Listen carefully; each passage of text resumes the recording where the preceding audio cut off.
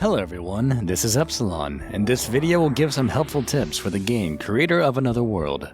A couple of things may be obvious, but I wanted to compile a bunch of things all together in this video for people playing the game since there's not that much information available at the moment. Firstly, upon starting a new game, you'll want to follow the main story quest until you expand the world once.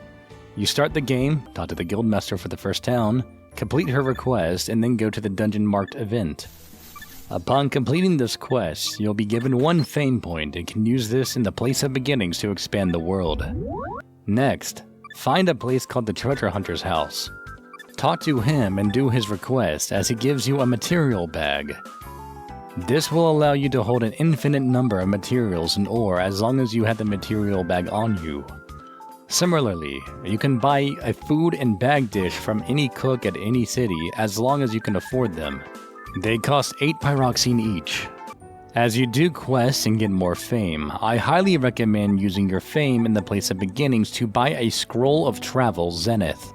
This will dramatically reduce the time you take each time you move on the world map once you use the scroll. This will give you more time to do quests that involve traveling on the world map. The leveling mechanics in this game revolve around a couple of things.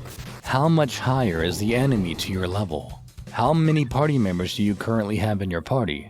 What are the levels of your party members relative to you? Are you fighting a mob enemy or a boss enemy? EXP distribution is based on all 4 of these factors. The fastest way to level up is actually by solo leveling if you can keep yourself alive. Otherwise, fight with as few members as possible against enemies as strong as possible. Mobs can only give a maximum amount of 5% experience, whereas bosses can give a maximum of 30% experience. My recommended way to level up is to use the evil idol hideouts if you can find one at a higher level than you. After expanding the world once, the guild board will have a red text option that informs you that there's an evil idol hideout. After completing the hideout, other evil idol hideouts will spawn periodically throughout the world at different levels.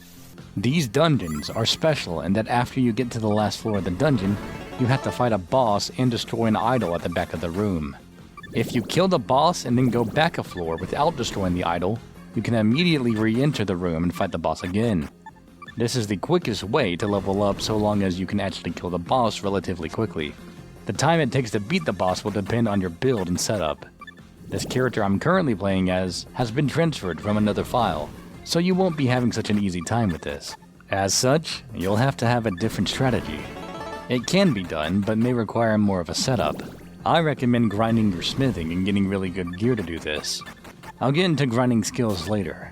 For now, if you are having a hard time with the evil idol hideout bosses, then I'll go to my next recommended way to level up, annihilation requests.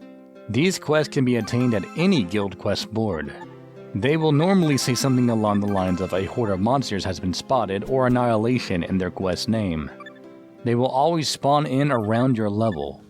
If you can complete them solo, then you'll usually gain between 2 to 5% experience per enemy killed. You can also grab a bunch of requests at once too, so you can knock them out pretty quickly. This will also help increase your fame. Every couple months in game, you will be invaded by a demon lord. I don't think this starts until a certain point in the story where the faith mechanic comes in. The demon lord will spawn in several barrier crystals that have their own dungeons in them. Every so often, one of these barrier dungeons has their own version of the evil idol hideouts, where the boss fight at the end doesn't really end until you break something in the back of the room. As such, you can use the same strategy detailed in the evil idol hideout section mentioned prior. This is not a guaranteed spawn, however, so I don't like relying on it. The demon lord and his barrier dungeons do always spawn in at a higher level than you though, so it can be a good way to level up regardless. Of course, if you have a bunch of party members you really like and want to use, you might be reluctant to do solo leveling. However, I'd still recommend going solo leveling anyway. When you want to party up with these characters, you can add them to your party and power level them by buying a specific potion at the place of beginnings. Each elixir of precocity you give them increases your party member's level by 2 until it gets to within 10 levels of you. Just keep in mind, if you give them multiple potions, they can only consume 1 potion per turn, so you'll need to walk around before they guzzle all the potions down a bit. They will also drink every potion you give them, even if they can't level up anymore. They only cost 0.2 fame, and if you've been completing a ton of annihilation requests or killing bosses, you should have quite a bit of fame saved up from that.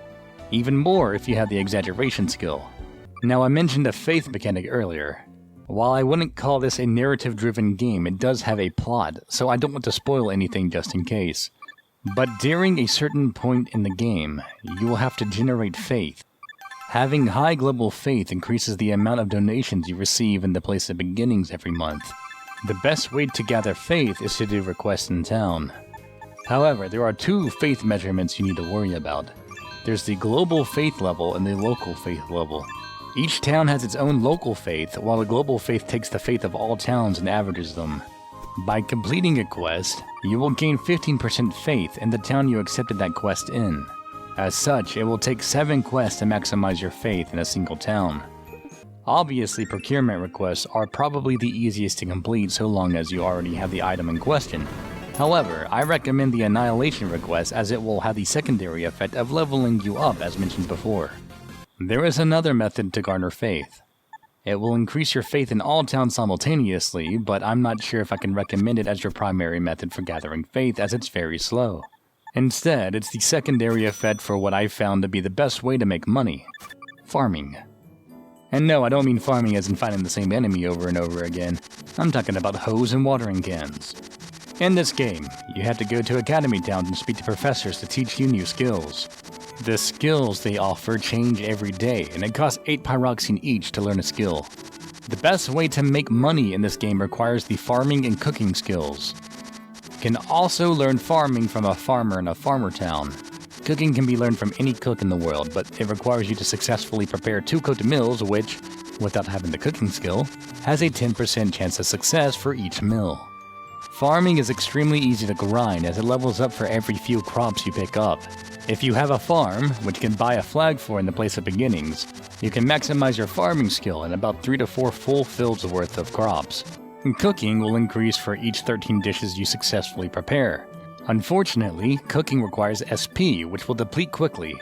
But if you consume a tonic beforehand, your SP cost decreases to 0 for 24 hours. You can then spam cook all the crops you just harvested. Make sure you only do it in batches of 13 though, as any extra experience that you would have gained does not count towards the next level. Once you've maxed out both farming and cooking, the real method for making money comes in. A crop's level is determined by what your farming level is at the time that you plant that seed, with a slight variation. At the maximum farming level, you will be gathering mostly crops between levels 96 and 100. Cooking these crops at a maximum cooking level will generate a dish that is between levels 23 and 32. You can then go to your farm, which has a shipping box.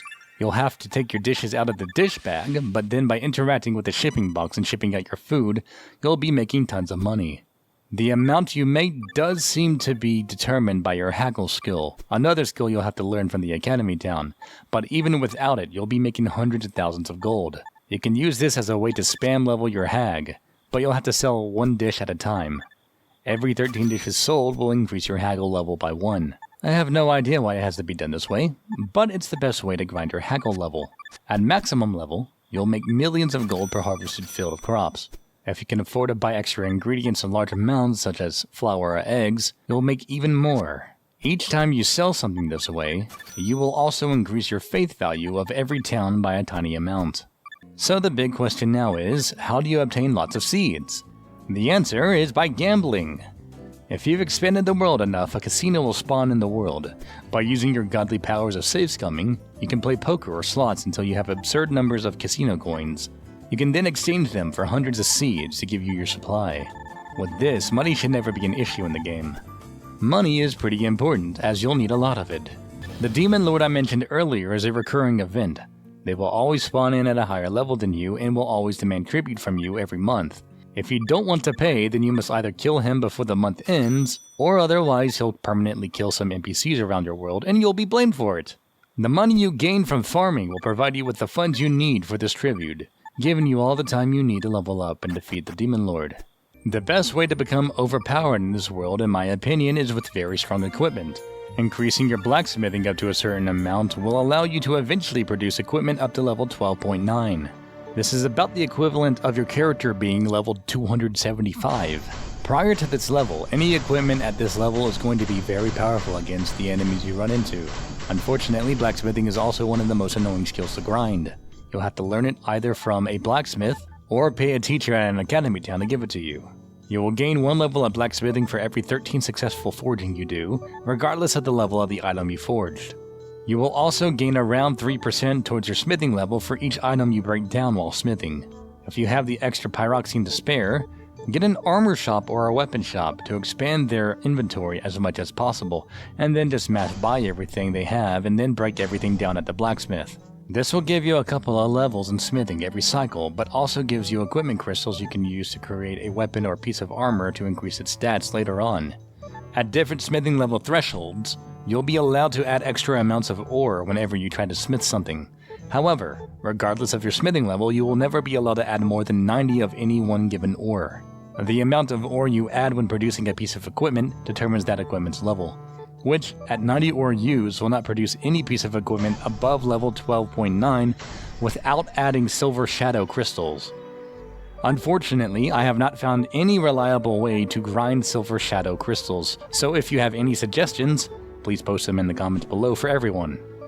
Using silver shadow crystals will increase the level of the equipment you produce.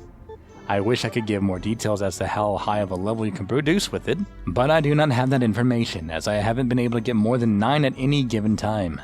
But using them all on one sword I made increased its level by 9, so I'm thinking it's 1 level per shadow crystal. I keep mentioning equipment levels, so what do I mean by that? Every piece of equipment and skill has a number next to it. The game scales the equipment you can buy based off of your character's level.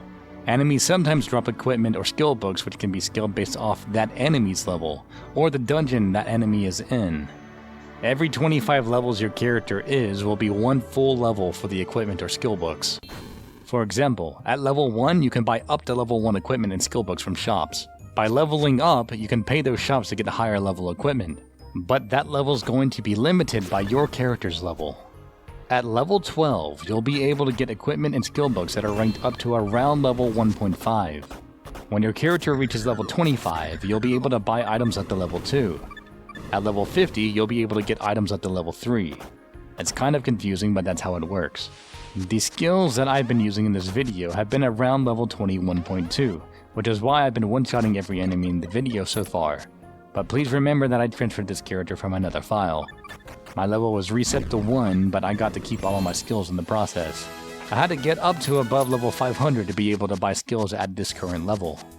With that being said, I think this video has gotten too long, so I'm going to end it here. There's other minor hints and tips I could give, but I think this video covers the major stuff. If this video helped you out, then I'm glad. Please share it with others who you think would also find it helpful. If you can think of any other tips, then please let me know in the comments. Other than that, thank you for watching.